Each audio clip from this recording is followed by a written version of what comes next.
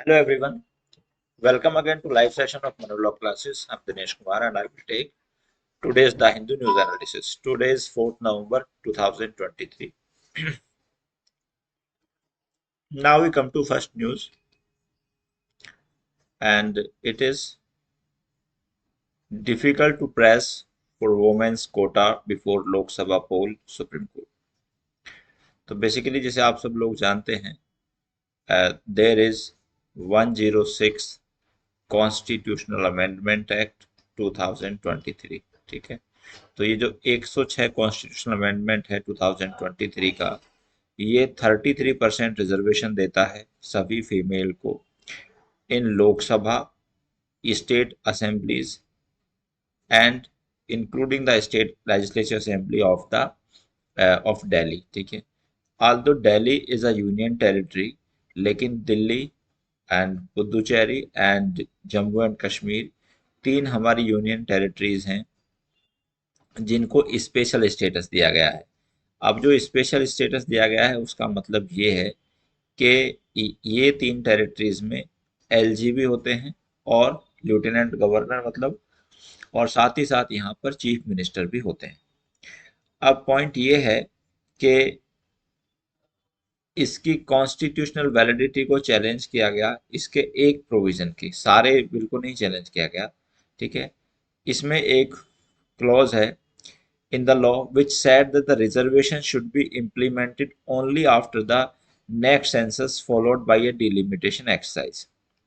अब ये जो राइट फीमेल को दिया गया है 33% का रिजर्वेशन के रेफरेंस में, ये it is subject to two conditions. ये अभी इम्प्लीमेंट नहीं हो रहा है immediately, it is subject to two conditions. And first condition क्या है कि पहले होगा सेंसस और सेंसस के बाद होगा डिलिमिटेशन, तब ये होगा।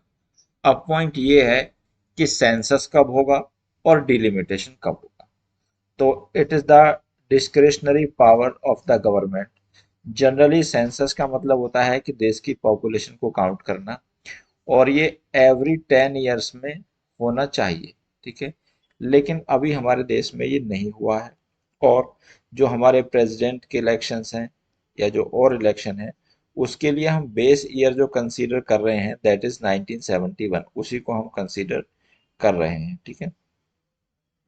तो इसी को पार्ट को चैलेंज किया है पेटिशनर ने, लेकिन इस पर ऑनरेबल सुप्रीम कोर्ट ने कहा है कि the giving reservation to the women is a very good initiative, ठीक है, और very good step towards attaining the gender parity in the politics, ठीक है।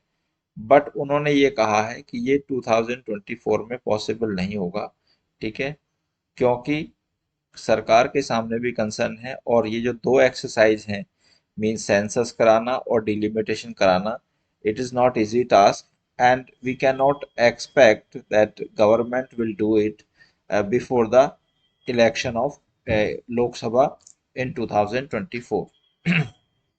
तो इसलिए इसको इस ग्राउंड पर चैलेंज किया था, लेकिन ऑनरेबल सुप्रीम कोर्ट ने इसको एक्सेप्ट करने से मना कर दिया, and honourable Supreme court has given appropriate time to the government to take the decision in this regard। Gyanvapi case, Supreme Court decline to intervene in Allahabad High Court order. अब हम थोड़ा सा इसको डिस्कस करते हैं। तो बेसिकली ज्ञानवापी एक मस्जिद है, ठीक है, यूपी में, और इस पर केस चल रहा है कि earlier there was a Hindu temple, ठीक है। तो इसमें क्या हुआ है कि इससे यहाँ पर आप लोगों के लिए दो चीजें इंपॉर्टेंट हैं। एक तो freedom, right to freedom of religion, freedom of religion, और दूसरा है प्लेसेस ऑफ वर्शिप एक्ट, ठीक है। अब तो ज्ञानवापी में आर्कियोलॉजिकल सर्वे चल रहा है। जैसे दोनों पार्टी, कुछ पार्टी की कंटेंशन ये है कि भाई ये मस्जिद थी और तो काफी समय से, लेकिन कुछ पार्टी की कंटेंशन ये है कि ये मस्जिद नहीं थी, इसमें जो है मंदिर था पहले, ठीक है। तो अब उस प्रीमाइसिस पर सर्वे चल रहा है आर्कियोलॉजिकल डिपार्टमेंट का, और ये केस जो है ऑनरेबल इलाहाबाद हाई कोर्ट देख रहे हैं। सो पेटिशनर ने चैलेंज किया इसको ऑनरेबल सुप्रीम कोर्ट के सामने, बट ऑनरेबल सुप्रीम कोर्ट ने इस केस में किसी भी प्रकार से इंटरफेयर करने से मना कर दिया। So now will understand in brief the what is this right to freedom of religion. So आप देखेंगे हमारी प्रियम्बल है कॉन्स्टिट्यूशन की, उसमें वर्ड सेक्युलरिज्म लिखा हुआ है। तो वो कहता है we the people of India having solemnly resolved to constitute India into a socialist secular sovereign socialist secular democratic republic। So word वहां पर लिखा हुआ है सेक्युलरिज्म। जो सेक्युलरिज्म वर्ड है, सेक्युलर का मतलब होता है कि स्टेट का अपना कोई रिलीजन नहीं होता, और गवर्नमेंट या स्टेट सभी रिलीजन को इक्वल रेस्पेक्ट देती है। तो हमारा देश जो भारत है वो एक सेक्युलर कंट्री है, मीन्स यहाँ सभी देश सभी धर्म के लोग रह सकते हैं, और स्टेट ना तो किसी पर्टिकुलर रिलीजन को प्रमोट करता है और ना ही किसी पर्टिकुलर रिलीजन को डिमोट करता है। बट अगर हम देखें जैसे पाकिस्तान है, तो पाकिस्तान एक मुस्लिम कंट्री है, तो वहाँ का स्टेट का रिलीजन है मुस्लिम, ठीक है, लेकिन हमारे यहाँ पर सेक्युलरिज्म है। अब ये जो वर्ड सेक्युलरिज्म है, ये पहले इनिशियली हमारे कॉन्स्टिट्यूशन में नहीं था। It was added into the constitution by way of 42nd constitutional amendment. इसको 42nd कॉन्स्टिट्यूशनल अमेंडमेंट के द्वारा इसमें जोड़ा गया, ठीक है। अब पॉइंट ये है कि अब हम आते हैं, तो ये यहाँ पर प्रियम्बल है और इसके सेक्युलरिज्म से संबंधित है आर्टिकल 25, 26, 27, ठीक है, 28, ठीक है। अब 25 हमको देता है right to freedom of religion. So every person has right to freedom of religion. हम अपने किसी भी धर्म को एक्सेप्ट कर सकते हैं, उसके उसी हिसाब से पूजा या जो भी उसके फंक्शंस हैं वो कर सकते हैं, प्रोपोगेट कर सकते हैं, ठीक है, प्रोफेस कर सकते हैं, ठीक है। यहाँ पर लेकिन एक लिमिटेशन ये है कि हमारा जो अपना रिलीजन है उसको हम फॉलो करें, उसको प्रोपोगेट करें, कोई इशू नहीं है, it is a legally right. लेकिन we cannot compare our religion with any other religion, and we cannot say that our religion is better than the religion of other person, ठीक है। तो सभी धर्म के लोगों के पास ये फंडामेंटल राइट है कि वो अपना अपने अपने धर्म की तारीफ कर सकते हैं और अपने धर्म को फॉलो कर सकते हैं, लेकिन उनके पास ये राइट बिल्कुल भी नहीं है कि वो दूसरे धर्म के बारे में कुछ कहें। अब अगर कोई पर्सन धर्म के आधार पर इस तरह की इंफॉर्मेशन करता है या किसी एक धर्म के बारे में कुछ बुरा बोलता है, तो वो फिर सेक्शन 150 आईपीसी के अनुसार लायबल हो जाएगा, ठीक है। नाउ 26 कहता है कि जो स्टेट है, वो जो स्टेट है या जो किसी भी धर्म के लोग हैं, वो अपने रिलीजियस उसको मैनेज कर सकते हैं, रिलीजियस अफेयर को। अब रिलीजियस अफेयर का मतलब है जैसे कि हिंदू अगर मंदिर बनाना चाहते हैं तो वो मंदिर बना सकते हैं, गवर्नमेंट उसमें कोई प्रकार से किसी भी प्रकार से इंटरफेयर नहीं करेगी। 27 कहता है कि स्टेट जो है किसी भी पर्टिकुलर रिलीजन के प्रमोशन के लिए टैक्स इम्पोज नहीं करेगा, ठीक है। तो मतलब अगर स्टेट अगर कोई किसी धर्म के लोग कोई मंदिर बनाना चाहते हैं, मस्जिद बनाना चाहते हैं, तो वो अपने धर्म के लोग ही उस तरह से करें, या कोई अपने अपनी मर्जी से उसमें कोई कंट्रीब्यूशन देना चाहता है तो दे सकता है, लेकिन स्टेट उस धर्म को प्रमोट करने के लिए कोई एक्शन नहीं लेगा। मतलब किसी भी प्रकार का कोई टैक्स या कोई अदर चार्जेस इम्पोज नहीं किया जाएगा। 28 कहता है कि हम जो रिलीजियस इंस्ट्रक्शन है वो किसी भी जो स्टेट के स्कूल होते हैं यानी कि सरकारी स्कूल होते हैं, उन सरकारी स्कूल में किसी भी प्रकार की रिलीजियस इंस्ट्रक्शन नहीं दी जाएगी। अब लेकिन प्राइवेट स्कूल में रिलीजियस इंस्ट्रक्शन दी जा सकती है, ठीक है। तो मान लिया अगर कोई मदरसा है, तो मदरसा belong to the Muslim religion, तो जो उसके वो है मैनेजर टाइप लोग हैं वो उसमें कोई रिलीजियस इंस्ट्रक्शन दे सकते हैं। लेकिन यहाँ पर ये कहता है कि अगर किसी पर्सन को कोई जो माइनर है और वो किसी एजुकेशन इंस्टीट्यूशन में पढ़ता है, तो उसको कोई भी रिलीजियस इंस्ट्रक्शन उसके पेरेंट्स की परमिशन के बिना नहीं दी जाएगी, ठीक है। यहाँ पर एक लैंडमार्क जजमेंट है इसमें,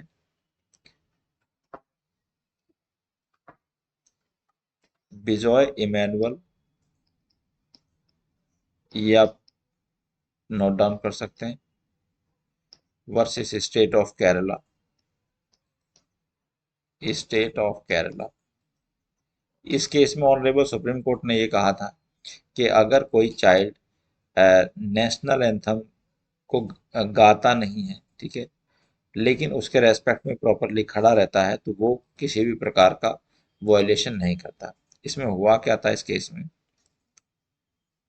दो बच्चे थे, वो क्रिश्चियन कम्युनिटी को बिलोंग करते थे, वो इस स्कूल में पढ़ते थे। तो वहां पर जब नेशनल एंथम हो रहा था, तो वो नेशनल एंथम उन्होंने गाया नहीं, ठीक है, लेकिन वो नेशनल एंथम के रेस्पेक्ट में खड़े हो गए। तो सब्सिक्वेंटली स्कूल एडमिनिस्ट्रेशन ने उनको स्कूल से बाहर निकाल दिया इस एक्टिविटी के लिए। फिर उस उनके पेरेंट्स ने स्कूल के डिसीजन को चैलेंज किया कि इन्होंने किसी भी प्रकार का नेशनल एंथम या नेशनल एंथम कोड का वायलेशन नहीं किया। तो सुप्रीम कोर्ट ने यही कहा कि उन्होंने किसी भी नेशनल एंथम कोड का वायलेशन नहीं किया है, क्योंकि नेशनल एंथम को गाना मैंडेटरी नहीं है, बल्कि उसका रेस्पेक्ट करना मैंडेटरी है। Apologise to RS chairperson SC tells AAP MP Raghav Chadha. तो अभी कुछ दिन पहले हमने ये न्यूज़ डिस्कस करी थी आप लोगों के साथ कि इसमें mister Raghav Chadha who is the Rajya Sabha member from the Aam Aadmi party, उसको इंडेफिनिट पीरियड के लिए सस्पेंड कर दिया था हाउस से। इंडेफिनिट पीरियड के लिए सस्पेंड कर दिया था। तो अब यहाँ पर जनरली जो सस्पेंशन होता है वो एक पर्टिकुलर टाइम के लिए होता है, या जब हमारे लोकसभा के स्पीकर या राज्यसभा के चेयरपर्सन किसी पर्सन को सस्पेंड करते हैं, तो वो सस्पेंशन के टाइम पर उसको टाइम बताते हैं कि आप इतने दिन के लिए सस्पेंड हो, या सस्पेंशन ऑर्डर में इस तरह की इंफॉर्मेशन होती है।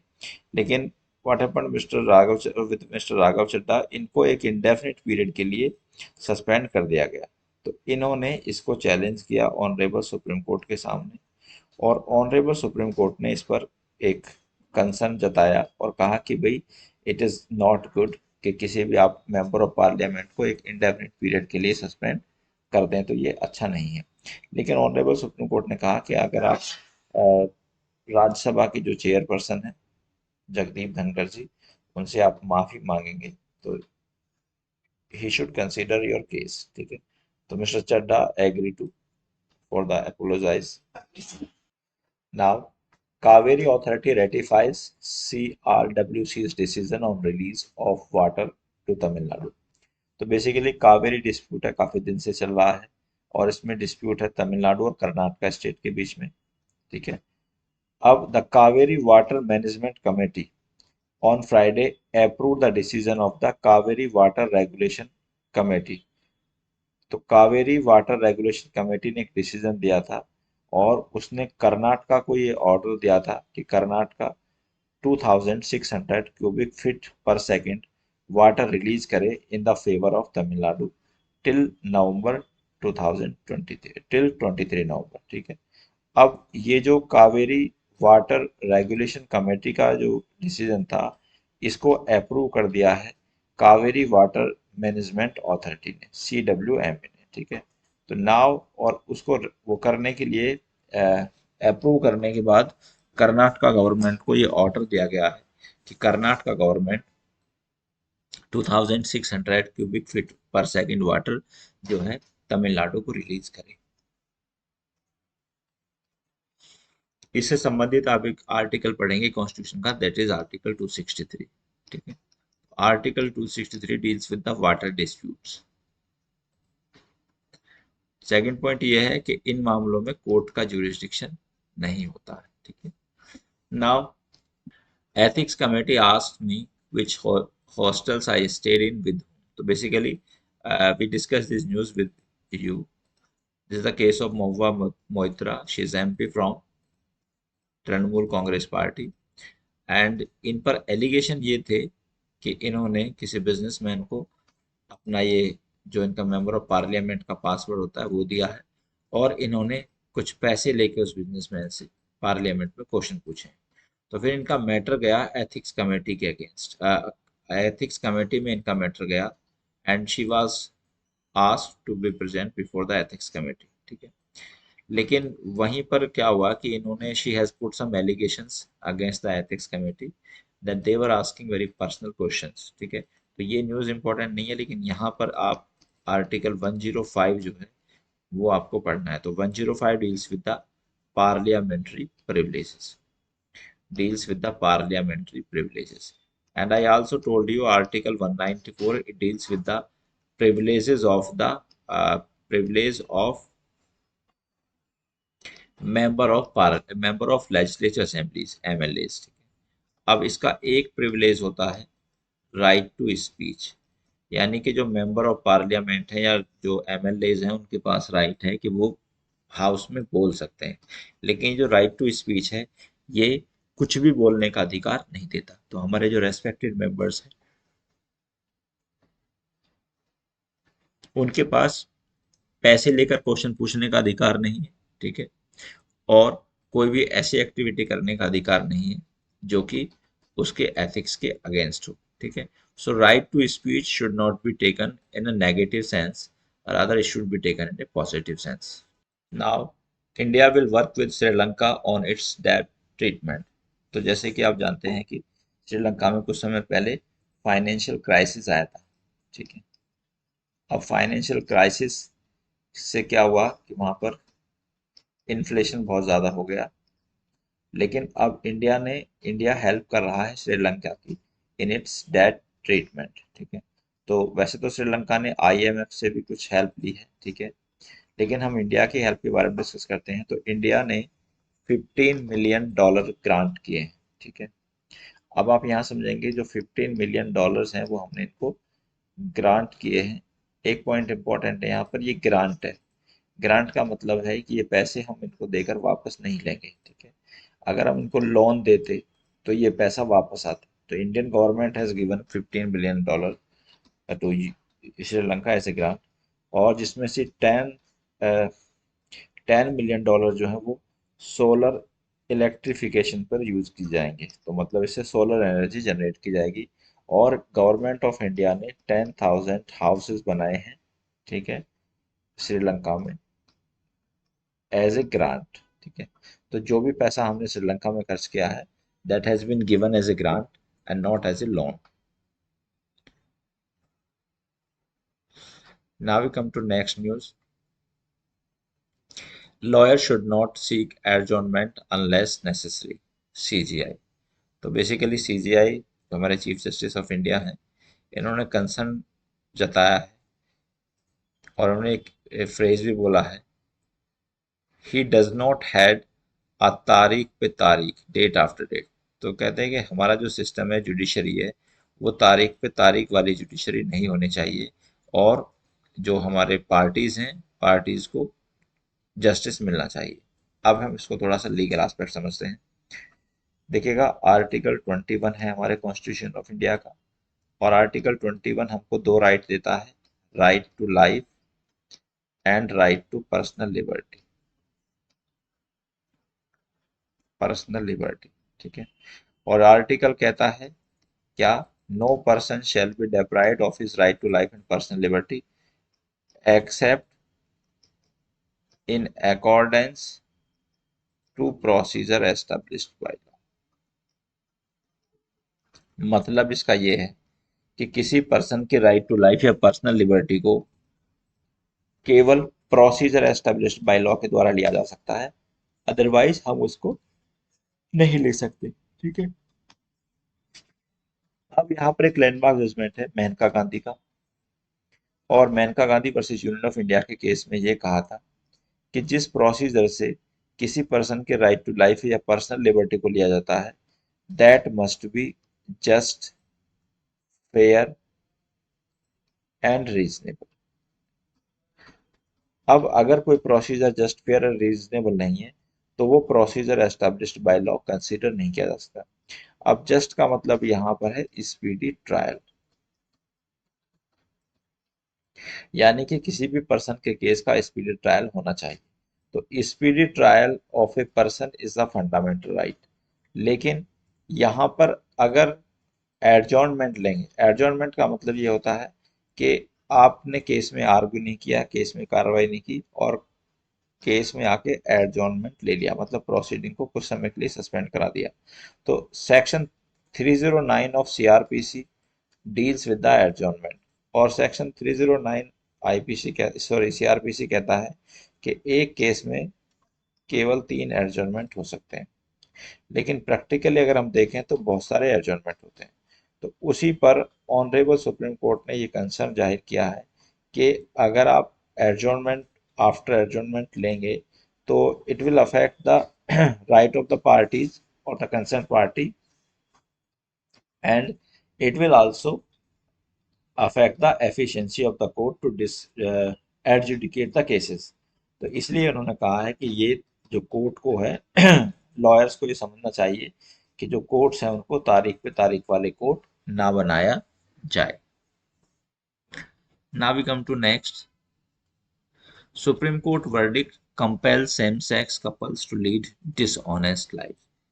रिसेंटली ऑनरेबल सुप्रीम कोर्ट ने सेम सेक्स मैरिज को रिकॉग्नाइज करने से मना कर दिया। ठीक है, अब उसके अगेंस्ट ही रिव्यू पिटिशन फाइल की गई है। तो first of all we'll understand what is this review petition. So review petition क्या है? रिव्यू पिटिशन का मतलब होता है जब कोर्ट कोई डिसीजन देता है तो पार्टीज के पास ये राइट होता है कि वो उस डिसीजन के बारे में, if they are not satisfied with the decision, then they file the review petition. Review petition का मतलब है दोबारा से उस पर्टिकुलर केस पर विचार करना। ठीक है, तो यहाँ पर पार्टीज क्या कर सकती हैं? पार्टीज ऑनरेबल कोर्ट के सामने उस केस पर दोबारा से विचार करने के लिए रिक्वेस्ट कर सकती हैं। अब टेक्निकल पॉइंट ये है कि जो रिव्यू पिटिशन है वो हमेशा उसी कोर्ट में और उसी बेंच के पास या उन्हीं जजेस के पास जाती हैं जिन जजेस ने उस कोर्ट को पहले डिसाइड किया था। अब ये रिव्यू पिटिशन इसमें इसलिए फाइल की गई है कि the petitioner consider that, petitioner को ऐसा लगा कि ये जो डिसीजन था ऑनरेबल सुप्रीम कोर्ट का जिसमें उन्होंने सेम सेक्स मैरिज को रिकॉग्नाइज करने से मना कर दिया, वो उनके फंडामेंटल राइट टू मैरिज के अगेंस्ट था। और दूसरा पॉइंट ये है कि it lead to the same sex couple to lead a dishonest life. अब मतलब ऑनरेबल सुप्रीम कोर्ट ने सेम सेक्स मैरिज को लीगली रिकॉग्नाइज नहीं किया, लेकिन उन्होंने इस बात को जरूर माना कि इससे जो सेम सेक्स कपल हैं और जो दूसरे कपल हैं उनके खिलाफ मतलब डिस्क्रिमिनेशन होता है। ठीक है, लेकिन ऑनरेबल कोर्ट ने कहा कि that we will not recognise same sex marriage, it is the work of the parliament. तो अगर पार्लियामेंट सेम सेक्स मैरिज को रिकॉग्नाइज करना चाहती है तो पार्लियामेंट सेम सेक्स मैरिज को रिकॉग्नाइज कर सकती है, उसमें ऑनरेबल कोर्ट को कोई प्रॉब्लम नहीं है। अब यहाँ पर हम इसको देखते हैं कि ऑनरेबल कोर्ट ने ऐसा क्यों बोला। तो ऑनरेबल कोर्ट ने ऐसा बोला because of article 50 of constitution of India. So article 50 जो है it deals with the doctrine of separation of power. इसमें स्टेट के 3 ऑर्गन्स होते हैं हमारे, लेजिस्लेचर, एग्जीक्यूटिव और जुडिशरी। तो तीनों के जो फंक्शंस है वो डिवाइड किए हुए हैं।